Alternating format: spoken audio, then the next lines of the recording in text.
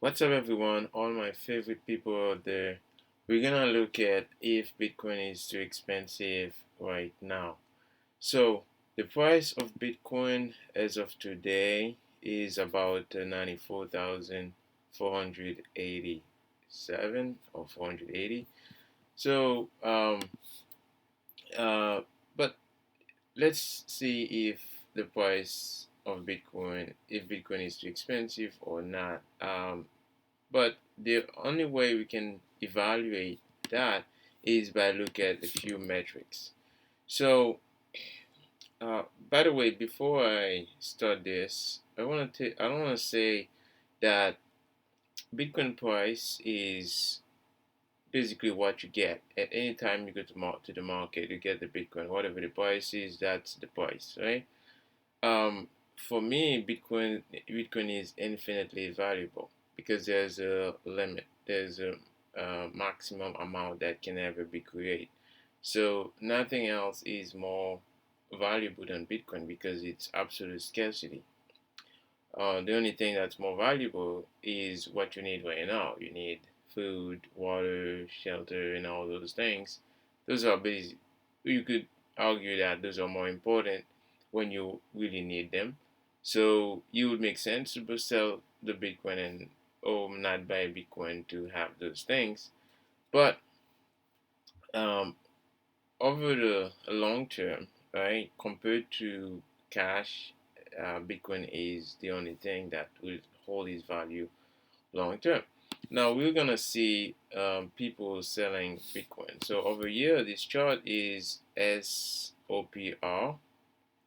What it says, this is the spend output profit ratio. So it's just indicating people who are selling right now, if they are selling in profit or if they are selling at loss, right? So if we zoom in a little bit, you'll see over here a lot of people right now are selling in profit, right? So they are selling around, I would say, the 80% right now. So they are maybe around, most people selling right now are 80% in profit, and the red zone it's more like 90 to 100% profit.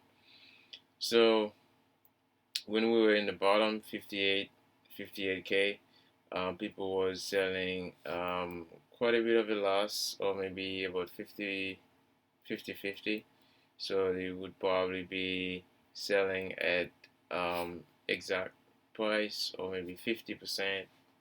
No, yeah, so over here they were selling at 50% of the price. um, and then the green zone, that was the bear market, and the blue zone, that was when people were selling at a massive loss of a negative percent. Um so that's the price people are selling right now. So what about the unspent output? So this is basically showing um all the UTXOs out there that, when I say UTXOs, they're just chunks of Bitcoin that are not being moved. So over the 5 years, you have about 6 million Bitcoin, like 31% of the supply, not moved, right? So those are dormant coins. And over the 10 years, that's way longer period of time. So you have only 3 million not being moved. So that's the Bitcoin, and then the Coinbase unspent. This is about 1.7 million. So those mostly are the the Satoshi coins, like 1.7 million. I think Satoshi has about a million. Um, Coinbase, Bitcoin that are not moved. Those are from the first epoch, from the first epoch when you could move 50 Bitcoin every 10 minutes. So Satoshi was the first to be mining. At the time, there wasn't that much miners. So he was the one mining at the time, and he never spent those coins. So those are the Coinbase that are never spent, um, and those are considered gift to the network. So those are about 1.7 million. So now there's a and you see it's interesting because now this chart is crazy, 4 to 5 times, right? 4 to 5 times compared to 2023, and it's going way higher. So that's massive. That's very very massive. How much Bitcoin are just unspent. And now let's look at the this chart. This chart is on hold the realized price, right? So these are realized price. Um, Basically, let's see. This is just like people selling. Like you see what the price they're selling to. This chart, this is short term hold the realized price. So basically, short term people will just buy in the market, and then they just sell, right? So this the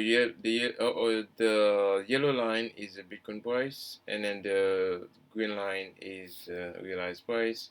So the Bitcoin price is at 98,000, let's say, give or take, right? So on this, and you have the short term is at 86,000. So when you buy for the short term and you sell, you know you're gonna pay for like slippage, right? You pay for, um, you know, premium. Get a premium, you pay, you sell the exchange, keep the premium, and so there's a difference. And those short-term holders don't really make much money over the short term because you don't the price is not materialized yet to those levels. So the realized price is close to the Bitcoin price, right? So the price is not like crazy high at the moment. You see back in 2021, 2020, 2021, you see the price was was really it was a big gap, but you don't have this big gap here, right? So not in the frenzy zone yet. So and we have the Bitcoin realized price. That's another chart that's just saying the realized price for Bitcoin. Um, I think that's based on miners, right? How much like miners are spending on mining and how much they make in revenue. So basically, most miners are so the realized price is about $40,600. So you could probably mine for this price, and then you're getting it 94,000. So price is quite a bit higher, and I think that's justify why you have so much hash rate. Why the hash rate is going up so high is because there is so much profit in mining, and so in the past like couple years, the hash rate went from somewhere like 250 to all the way 700. Um, it's like almost 700, exahash. And if you look in 3 years, went from 200 like 160 to today 700 exahash. So the hash rate is crazy. Like it's going up crazy. It's like a massive boost in the hash rate, and yeah. So realized price. I think that's why you have because miners are still making massive profit on the Bitcoin when they mine. So there's a big incentives to turn on your miner, especially if you're getting the Bitcoin for cheap price. Right? If you have cheap energy, right? Um, Stranded energy like hydro, like power that are not being used. So it makes a lot of sense to just tap into that and just plug your miners and start mining. That's just that simple. Um, So yeah, and we have this line wheel. Actual wheel is kind of a little higher right now. Um, this the bottom line over here. This is about 2.3. So when in a bear market, on a bear market, it would be about one, right? 0.85 to 1, but right now it's at 2.51. So something to to look at. And the maximum frenzy is usually um, 3 to 4, right? So back in 2021, it was about two and a half. Right now it's at 2.3, so it's not in the frenzy zone yet. So all good. Um, what else we have? We have the HODL chart.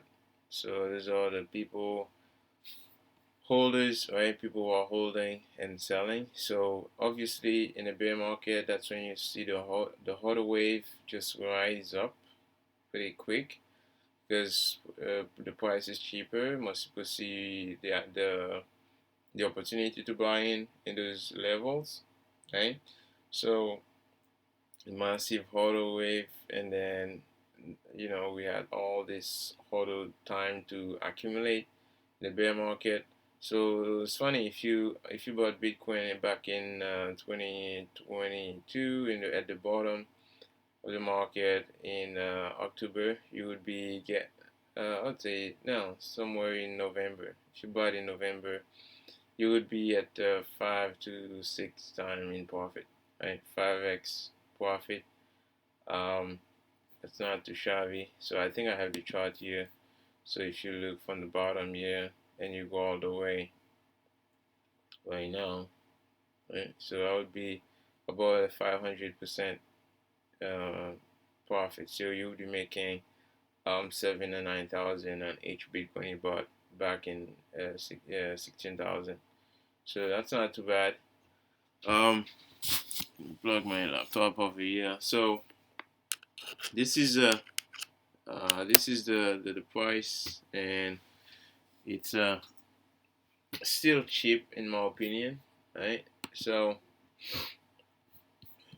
people are selling in the bull market, obviously. So when price start to rise, you see uh, the coins start changing hands, right? The short-term holders, they just like, especially long-term holders too, because we've seen massive like from early days in 2011, 2013, holders just selling some Bitcoin on the market. I think when Bitcoin was at those levels, it's 58K. We had a lot of holders selling, and they probably regret that right now because the price is up like 30% since then. Um, anyway, so what's the other chart I like is Mia multiple. So right now it's at let's see, we refresh that. So it's still at 1.33.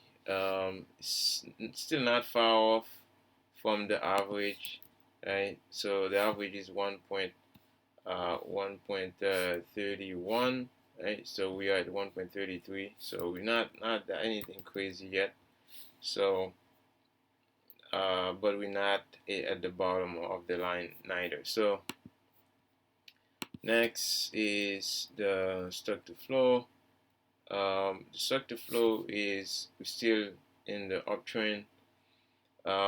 It's predicting. Let me show you guys over here. It's predicting somewhere we get to 400 to 500,000 um, in October. Let's say October 2025. September to October 2025, right? Will be around 500,000. So I'd put it maybe 400, just to be safe. Maybe 400 maximum. Um, yeah. So, but over the long term, you're going to like multiple millions in the next, like, in 2030, right? So a lot of people say it's gonna be at only a million by 2030, but I think it's really, really conservative. Like, when you consider how much money the government has to print and how many the debasement of currencies that's gonna happen those time. If you look at the debt clock, um, it's not something I look often, but it's just something that I think people should pay attention to. And the interest rate on this debt is rising, and the government need to fund its pet projects and so many other things. So the unrealized U.S. unfunded liabilities at 222 trillion, right? So it's a lot. So, and last thing I want to check over here is the RSI. The RSI is still not in the frenzy zone yet, so I wouldn't say we are at the top in the market yet. So we still got a long way to go, right? So, but we're not in the bottom yet. We're not in the bottom. So we're not in the bottom, but we're not. We just like here on in the middle for RSI. And the last chart we're gonna check is the pi cycle top indicator. We are just in the middle over here. Obviously, the blue line is not touching the purple line yet, so there's nothing to worry about at the moment.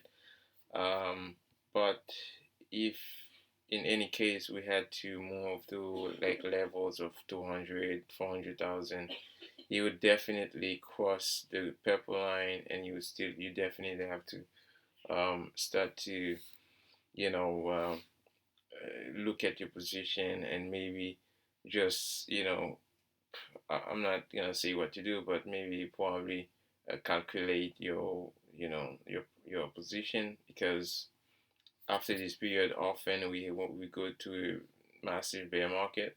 If you are holding for the next 15 to 20 years, you don't have to worry about selling or anything. But if you worry about your livelihood and you want to pay for some expenses and some debt, it would make a lot of sense to look at those charts. And we may want to pay more taxes when you're doing that, but it doesn't matter if you pay some tax, but at least you pay for your livelihood, right? So that's why a lot of people don't when I first got in Bitcoin, I never really pay attention to those things, because I just thought, okay, I'm just gonna ride the wave forever. And I still think about holding, never sell. I don't think I will never sell like any significant amount.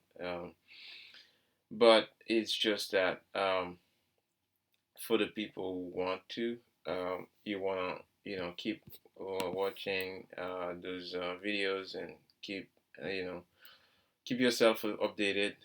So every once in a while I'll be coming out with some, and I hope you enjoy. I'll see you again in the next video. This was Mike over. I love you all.